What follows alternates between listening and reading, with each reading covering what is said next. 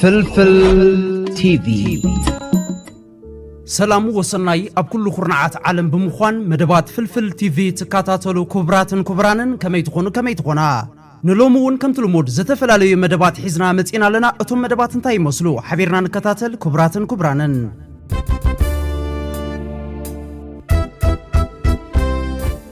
قديمه حبريتانا بخم كبل ممرقتا مصحف اتاب دراسي مكيل برهس تصحفت اب سنه صحف قانقوا تግርኛ بحفشا بفلاي دما اب حصير زانتا خا ناي مጨረሽታ برق سرح زخونت فتاو ساعات دهرنا وح عمታት دغيما تحتيم الله سلازي نخلكم نبرتي اغواندا بحفشا كامبالان محبرسب سنه طببن ابزينا عربي زغبر ممرقتا مصحف فتاو ساعات نزخري قديم دراسين غازيطኛን مكيل برهه كتساتفوا بخبرين عدم ممرقتا مصحف فتاو ساعات نزخري قديم دراسين غازيطኛን مكيل برهه نعربي علت 26 ورح 6 2026 ساعة 5 دحر قطري اب كازابلانكا انداود قراتو كاسانغا تدالي زلو ناي ممرقتا مصحف فتاو ساعات كم اون نزخري قديم دراسن غازيطኛን مكيل برهه اب زمدب كتساتفو بخبرين عدم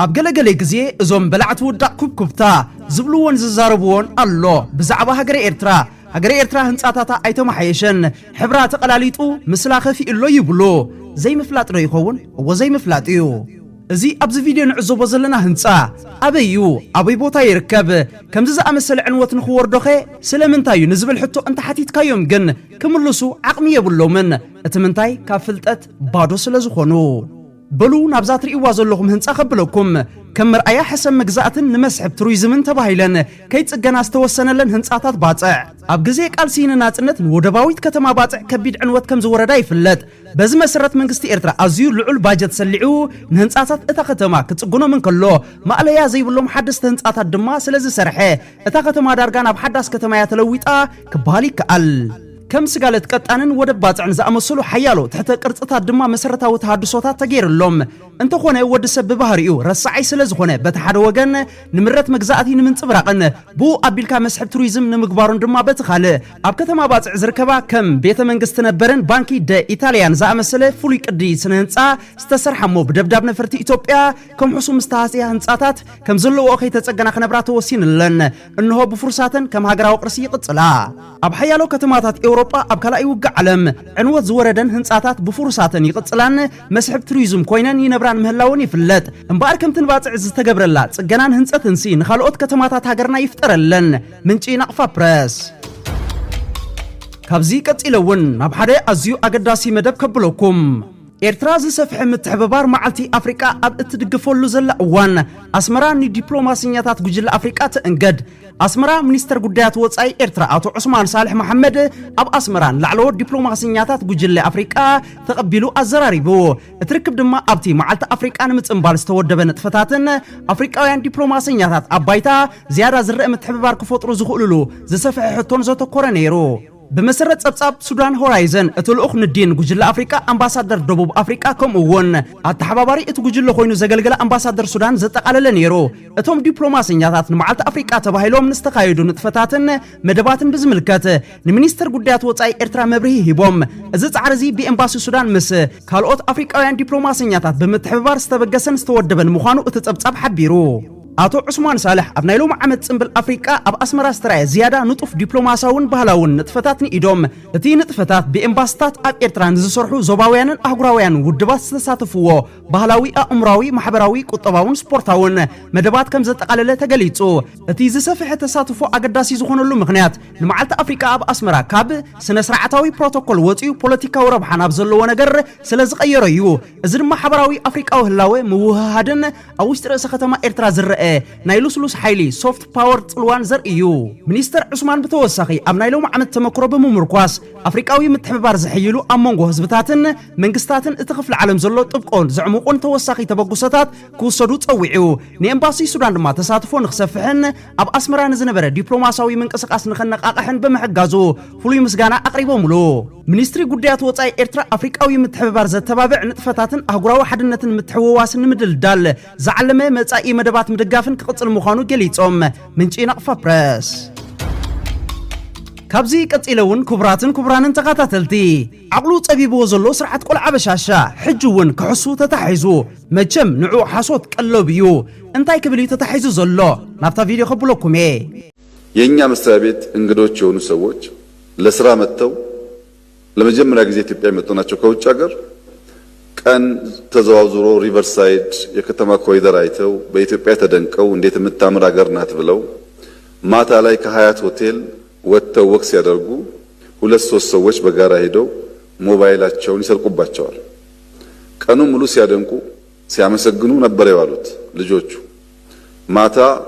4 ሰዓት ገደማ ሞባይል ተወሰደባቸው። 4 ሰዓት ከ5 4 ሰዓት ከ10 ለአዲስ አበባ ፖሊስ ተደወለላቸው። ብታምኑም ባታምኑም 9 ሰዓት ከ5 ሰዓት በኋላ 9 ሰዓት ላይ አንኳኩቶ የአዲስ አበባ ፖሊስ ሞባይላቸው መለሰላቸው።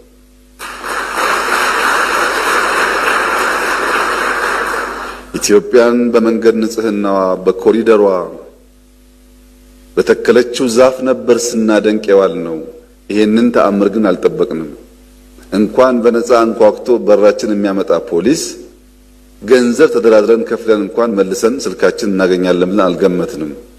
ብለው ደስተኝታቸውን ሲገልጹልኝ እኔ እንግዶች ናቸው። ከምዚ ክንሰምዑ ጸንሐና እቶም ቋንቋ አምሓርኛ ዘይትኽእሉ ብሕፅር ዝበለ ብትርጉምና ባኹም ከቅርብ ንዓና መሳርሕትና ካብ ደገ ንመጀመርያ ግዜ ናብ ኢትዮጵያ ምስ መፁ ብቐትሪ ሙሉ መዓልቲ ክዛወሩ ውዒሎም ብዛዕባ ኢትዮጵያ ብጣዕሚ ብብዙሕ ተገሪሞም ናይ ከተማና አቀማምጣ ኮታስ ብኩሉ ነገር ብኢትዮጵያ ብጣዕሚ እዮም ተገሪሞም ክንደይ ትጽብቕ ሃገርያ ብምባል እውን ክገልጹ ውዒሎም ምሸት ምስ ኮነ ካብቲ ዝነበርዎ ሆቴል ወክ ገብሩ ምስ ወፁ 2-3 ሰባት ብጉጅለ ኮይኖም ሞባይላቶም ሰሪቆሞም እዞም ሰባት ቀትሪ ሙሉ መዓልቲ ከድንቁን ከመስግኑን ከም ዘይወዓሉ ምሸትዮም ተሰሪቆም እዞም ሰባት ሰዓት 4 ምሸትዮም ተሰሪቆም በአቆጻጽራ ግዕዝ ሰዓት 4 ማለት ሰዓት 10 ምሸት ማለት እዩ ሰዓት 10 ምሸት ተሰሪቆም ድሕሪዚ 4-5 ወይ 4-10 በቆጻጽራ ግዕዝ በፍሬንጅኻ 15 ወይ 10-10 ናብ ፖሊስ ኢትዮጵያ ተደዊሉ አየ ክትአምኑን ዘይክትአምኑን ልክዕ ሰዓት 3 ማለት በፍሬንጅ ክቀየርን ከሎ እታ ቆጻጽራ ልክዕ ሰዓት 1 ድሕሪ 5 ሰዓት ማዕጾ ተኳኩሑ ሞባይሎም ተዋሂቦም ከም ዝምስበለ ኩሎም አጣቂዖም ሞባይሎም ምስተዋሃቡ ወይ ካብ ደገ ዝመፁ ወጻተኛታት ኢትዮጵያ በዘለዋ ተአምራታዊ ዝኾነ ጽባቐ ክንድንቃ ውዒልና ከምዚ ዝኣመሰለ ካልእ ተአምር ክንርኢ ግን ኣይሓሰብናዮን ኣይኮነንዶ ባዕሎም መጺኦም ፖሊስ ማዕጾና ኳኩሑ ሞባይልና ክህቡና ብገንዘብ ውረደ ይብልና እውን ክንረኽቦ ከም ዘይንኽእል ኢና ኣሚንና ነርና እንዳቦልዮም ሓጎሶም ገሊጾሙለይ ናተያጋይ ስለ ዝነበሩ ክንደይ ክፋልያ ክትበጽሕ እዛ ተዋስኦ እንድዒ ክንቅጽል ኢና ኣየ ቆልዓ በሻሻ ዝገብር ከም ኣመሉ ክሕሱ ሰብ ብዘረብኡ ክስሕቕ በቃ እቲ ግዜ ይቕጽል ኣሎ ኣቦዋት ክምስሉስ ሓቂ ብርእሳን ተቐበርካያ ብእግራት ወጽእ ይብሉ እምበርከስ ኣብ ኢትዮጵያ ኣብ አዲስ አበባ ሞባይል ተሰሪቅካ ድሕሪ ዝተወሰነ ግዜ ክትምለሰልካ ኢልካ ተሓስብ እንድሕር ተኮይንካ ምናልባት ባሃም ኮንካ ኣለኻ እቲ ምንታይሲ ባዕሎም ኢትዮጵያውያን ዝገልጽዎ እዩ ሞባይል ካብ ኢልካ እንድሕር ተወጽያ ቅበጻ ዝብል ኣባህላ ኣለዎም ስርቂ ስራሕ እዩ እንተ ተታሒዝካ ግን ገበን እዩ ሓደ ካብቲ ዝልለይሉ ባህርያት እዩ ንቐጽል ናብ ካልእ መደብ ደጊመ ሰናይ ምክትታል ክቡራንን ተኸታተልቲ ኣብ ዝሓለፈ መደብና ሕቶታት ኣቕሪብና ነርና ናይዞም 3 ጀጋኑ ከምኡውን ኣቦታ ርእቶ መልስታትኩም ዘስፈርኩም ደጋጊመ ልዑል ምስጋና ኣብ ልዕሊኹም ኣለኒ ኣብ ዝቕጽል መደብና እውን ብስፍሕ ዝበለ ከምዚ ዝኣመሰለ መደባት ብምድላው ሽልማት ዘለዎ መደባት ክነቕርብ ምዃንና ደጊመ ብትሕትና ክሕብር ይፈቱ እምበኣር ናብ መልስታቱ ከብለኩም ቀዲመ እምበኣር በዛ ጅግና ዋዕሮ ኤርትራዊት ጓል ኣንስተይቲ ክጅምር ተጋዳሊት ስነ ጥበበኛ ድምፃዊት ተዋሳኢት ልያ ጎይትኦም ንዓይ ብውልቀይ ትምስጠኒ ካብ ደርፍታታ ኩሉ ደርፍታታ ክወዳደር ኣይክእልንዩ ሓደ ካብ ሓደ ዘይባላለጽ እዩ ግን ሓንቲ ክመርጽ እንድሕር ተኮይነ ወጋሕታይ ነይሩ እትብል ደርፋ ዝያዳ ትምስጠንን ባህ ትብለንን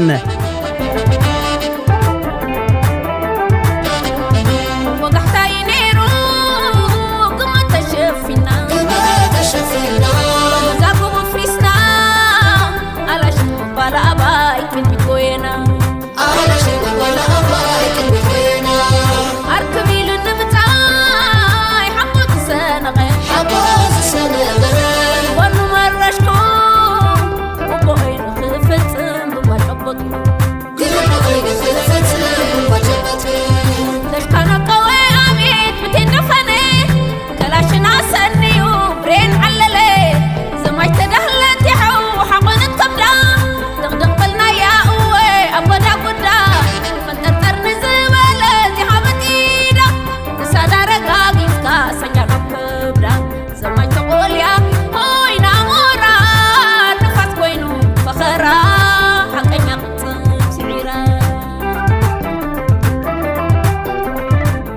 ቀፂለውን ኣብ ናይ ተዋስኦ ስራሕታ ኣደይ ጋዕዋ ኮይና ዝተዋስኣታ ኣብ ናይ ወዲ ፋኖ ድርሰት ጅሮም ቆቋሕ ካብተን ዝምስጣኒ ገጸ ባህርያት እያ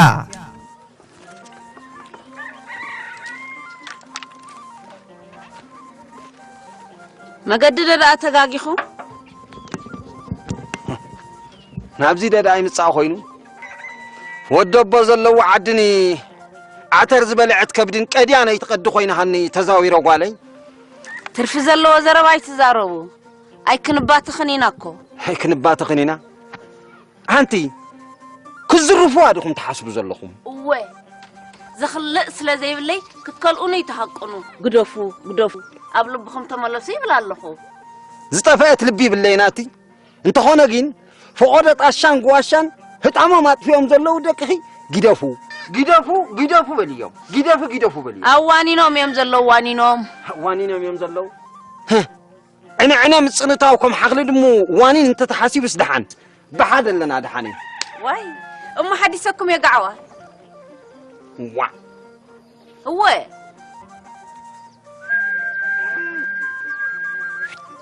ኣንቲ ሰብ ዲኺ ሰብ ወንቱም ሰብ ጓዕዋ ጓል ግላንኬል ጓል ዓጻቅሳት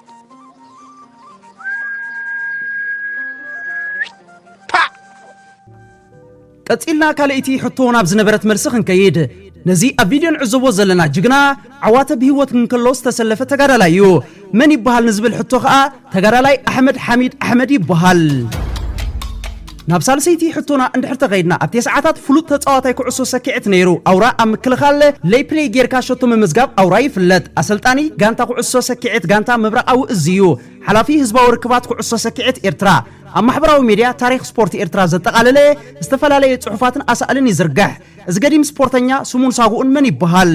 ናብ መልሲ ምስ ንኸይድ ስሙ ዮናስ ሃይሌ ፒፓ ይበሃል ገዛውቱ ሞኖፖሊዮን እምበር ክቡራንን ተኸታተልቲ ነዘን ሰለስተ ሕቶታት ዘዳለወልና ገዲም ጋዜጠኛ ሳምሶም ሃይሌ ሳፋሪ ፕረስ እዩ ካብዚ ብምቕጻል ክቡራንን ተኸታተልቲ ናብ ሓደ መደብ ከብለኩም እየ እዚ መደብ ናብ ኩሉ ሰብ ክባጻሕ ሼር ክትገብርዎ ብትሕትና ይዕድም ኣዳላዊ እዚ መደብ ሚካኤል እምባዬ ኣራንሺ እዚ ኣብ ቪድዮ ንዕዘቦ ዘለና ውልቀ ሰብ ዘይፈልጦ የለን ብፍላይ ብዕንጅልንኡ ናይ ቀዳማይ ምዃኑ ኩልና ዘይንኽዑ ሓቂ እዩ ደንበ ዕግርግር ኩብኩብታ ዓቕሎም ጸቢብዎም ክዛረቡን ክበሃሃሉን ሰሚዕና ኣለና እንታይ እቲ ምኽንያት ንኺሮስ መን ኣሲርዎ ኪሮስ እንታይ ስለ ዝገበረ ይኸ ተኣሲሩ ነዘን ሕቶታት ዝኸውን መልሲ ኣብዛ ትስዕብ መደብ ከቕርበልኩም ደጊመ ሰናይ ምክትታል ንሕና ከዓኒ ብርጌድና ሓመዱ ህይወት ከፊልና ህዝብናን ሃገርናን ክነድሕን ዝተበገስና ኢና ኣብዘን ዝሓለፋ ክልተ መዓልታት ቁራታት ቂቅ ክብሉ ክናቆሩ ቀንዮም ሰሚዐ ኣለኹ እቲ ኣጀንዳ ምእሳር ናይ ኪሮስ ምዕንጅሉ ብጉጅለ ሳሪሃ ማሪሃ በዓል ወርቂ ኢድዩ ዝብሉን ኪሮስ ንዓና እዩ ዝቐርበና እንታንኹም ገደሸኩም ዝብሉ ቡችላታት ናይ በዓል በየነ ጎታን ሰልጠነ ወዲ ጻዕዳ ኣፉ ብቁሸት ዝተኣኻኸቡ ለኻኺቶም ምዃኖም እዮም ዝረኣዮም የለን ደኣምበር ሳሱላ ተማሲሎም ኢሎሞም ኪሮስ ከም ዝተኣስረን ተኣሲሩ ከም ዝተፈትሐን ኣብ ዝሓለፈ ሰሙን ሓቢረኩም ነይረ ስለምንታይ ተኣሲሩ ብቐንዱ ሕርቃን ዘንትዖ ክልፍልፍ ስለ ዝበለ ኣብ ዘበነ ኤኣይ ድማ ሰብ የለን ኢልካ ኣይትዛረብ እዝኒ ኣለዎ ገረብ እዩ እቶም ዝጸናጸኑ ናይ እዝኒ ኣብፂሖምሉ ብድሕሪዚ መሳበቢ ነገር ጉዳይ ዝሃብዎ ካዕቦ ገንዘብ ተላዒሉ ኪሮስ ብመንገዲ ሚካኤል በላይ ዝበሃል ወዲ ዓድግራት ዓርክና ዘበን ብጥዕሙን ኪሮስ ኣስፋሃ ባዕልና ዘፋለጥናዮ ንእሽተይ ሓውን ሚኒስተር አብርሃም በላይ ዝረኽቦ ድሕሪ ርክቦም ኣብ ኢትዮጵያ ኮይኖም ክቃለሱ ክሰማምዑን ከስምዑን ዝኽሉ ኤርትራውያን ኣእሚኖም ንኸምፁ ዕየ ገዛ ተዋሂብዎም ኣብ ቀዳማ እግሩ 20 ሚልዮን ብር መሳለጥ ባጀት ተሰሊዕሉ ዝተወሰነ ገንዘብ ብቐጥታ ተዋሂብዎ ነቲ ኣብ ህይወቱ ሙሉእ ርእይዎ ዘይፈልጥ ገንዘብ ሒዙ ድማ ናብ ኤውሮጳ ተመሊሱ ንገሊኦም በኣካል ንገለ ድማ ብቴሌፎን ምስ ልዕሊ ደርዘን ሰባት ተራኺቡ ንኹሎም ዘቕረበሎም ሕቶ ተመሳሳሊ እዩ መንግስቲ ኢትዮጵያ ዝኣክል ባጀት ሰሊዕልና ኣሎ ስለዝኾነ ኣብ ባይታ ወሪድና ቃልስና ክንእውጅ ናብ ኢትዮጵያ ንዑናይ ኣየር ትኬትኩም ተዓርፍሉ ሆቴልን ከምኡውን መግቡኹም መንግስቲ ክሽፍኖ እዩ ዝብል እዩ ዝነበረ እቶም መንግስቲ ኢትዮጵያ ኣስማት ረቑሖም ዝሃብዎ ኪሮስ ዝሓተቶም ኣይፋልናን ይብልዎ ኩሎም ከምዚ ብሓደ ዝመኽሩ ኣይፋልናን ኣይንወርድን ኢሎም የሳጉግዎ عقلو زصببو كيروس فوس قسم نبينا قطان يزاربو መንግስት መልኡ ዝፈስስ ናይ ገንዘብ ባጀት ክስልዓሎም ከም ዝኾነ በአካል ንትግራዋይ ሚኒስተር አብርሃም በላይ ከም ዝረኸቦ ኩሉ ሕቶኦም ክምለት ጸገም ከም ዘየለ ይነግሮ በየነጎታን ድማ ጉጅሉ ሒዙ ይጽምበሮ እታ ግንባር ዝብልዎ አበጋግስአ እዚአያ ግንባር ዝበሃል አመሰራርሑ እታ ሃለውለው ዝብልዎ ገዲፍና ትካል ኪሮስ አስፋሃይ ነይሩ እቶም ውራይ ኪሮስ ከጽብቁ ዝኣተው ድማ ከም ተሰማዕነቶም ካብተን 20 ሚሊዮን ብር መቕሊ ተመቂሎም እዮም ንግዚኡ ድማ ብሙሉኦም ኣብ መወደሲ ኪሮስ አስፋሃ ተጸሚዶም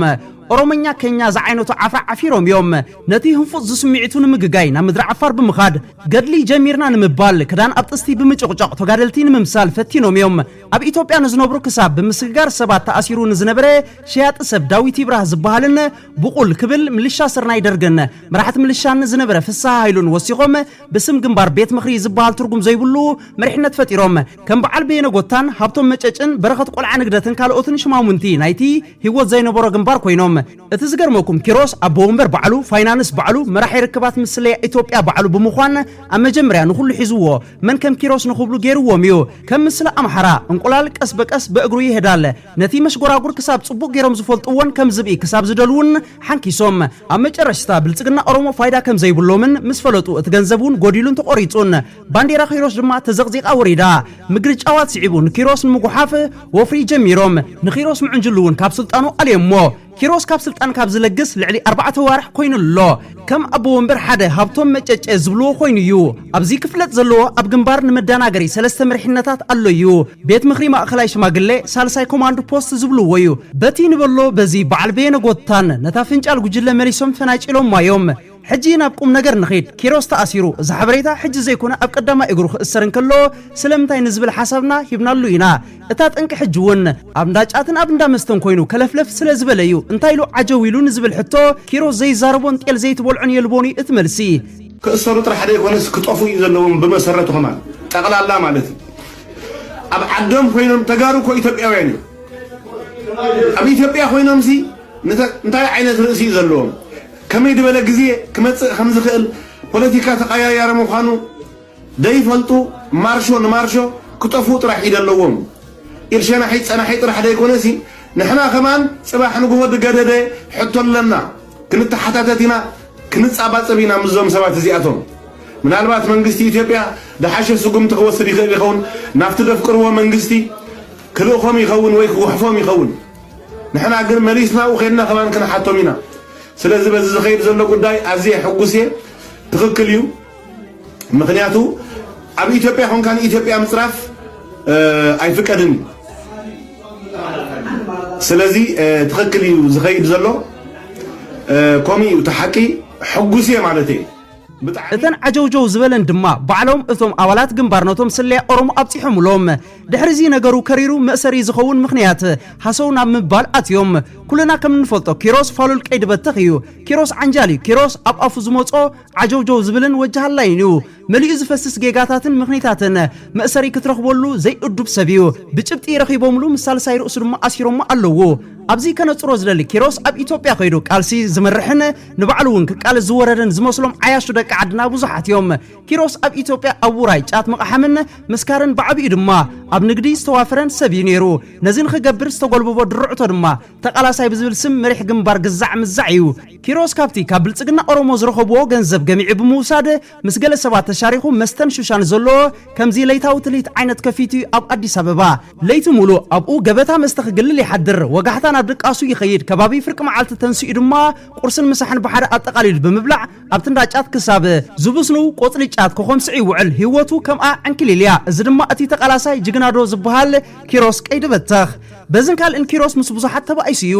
ካብቲ መሪሕነቱን ኣውሪዶም ሞዮም እቲ ግርጭት ድማ እንዳዓበየ ኸይዱ ኣብ ከምዚ እንዳሃለዉ ድማ መካየዲ ገንዘብ ብልጽግና ኦሮሞ ይሓቱ እዚ ኩሉ ዝሃብናኩም ገንዘብ እንታይ ሰሪሕኩምሉ ኪኖ ምስካር ንሓድሕድኩም ምባኣስ ቁም ነገር ኣይረኣናልኩምን ዝብል መልሲ ይወሃቦም መዓዝ ዝሃብኩምና ገንዘብ ንሕና ንፈልጦ የለን ዝብል ምክርኻር ይመጽእ ነገራት ከምቲ ሓድሽ መራሒኦም መጨጨ ይመጽእ ናብ ምጉሩፋት ገጹ ድማ ይምዕብል ኪሮስ ናይ ባዕሉ ካልእ ኣንቋራ ጉጅለ ክፈሊ ጻሕገርገር ይብል ኣብ ምክትታሎም ኣትዩ ዝነበረ ኪሮስ ብኻልእ ጉዳይ ኣሳቢቦም ይኣስርዎ ኪሮስ ከም ዝተኣስረ ሓበሬታ ምስ መጻና መራሒ ግንባር ኪሮስ ተኣሲሩ ኢልና ነቃልሕ ቀልጢፎም ስለዝፈትሕዎ ኣይተኣሰርኩን ኢሉ ነቲ ሓቂ ክሽፍን ይፍትን ኣብ ቀዳማይ ብኸመይ ፈቲሖሞ ነይሮም ኣብ ምፅራይ ኢና ዘለና ምስ ፈትሕዎ ግን ንዓዲ ጥልያን ክምለስ ኣብ ምድላዊ ነይሩ መሊሶም ድማ ቀፊዶሞ ኣብዚ ከረጋግጾ ዝደሊ ኩሎም እቶም ክንጋደሎ ጠበንጃ ክንዓጥቅዶ ገለ እንዳበሉ ዘደናግሩ ኣብዚ ሕጂ ሰዓት ኣብ ኢትዮጵያ የለውን በየነ ጎታን ሆላንዱ እዩ ዘሎ ኣቦ ወንበር ግንባር ዓዲ እንግሊዝ እዩ ዘሎ በረኸት ቆልዓ ንግደት ዓዲ እንግሊዝ እዩ ዘሎ እቲ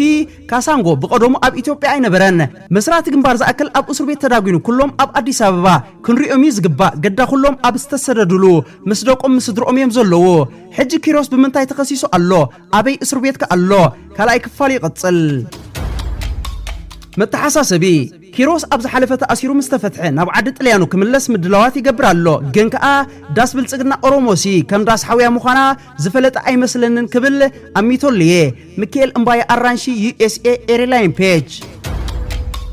ኩብራትን ኩብራንን ተኸታተልቲ እዚ መደብ ነቲ ብዘይፍላጥ ዝጋገ መንእሰይ ዝያዳ መንቋሕቋሕታን ምፍጣር ዘዳለናዮ መደብ ስለ ዝኾነ ናብ ኩሉ ሰብ ክባጻሕ ሼር ክትገብርዎ ደጊመ ብትሕትና ይዕድም كسب بخالي فيديو زملسكم تطعمو سسناي تطعمو دقريمي نعصبات ورقت وهرقنيت نهاغراو خبرت زل علماو زخرن سماعتاتنا وترو عوتنا عفاش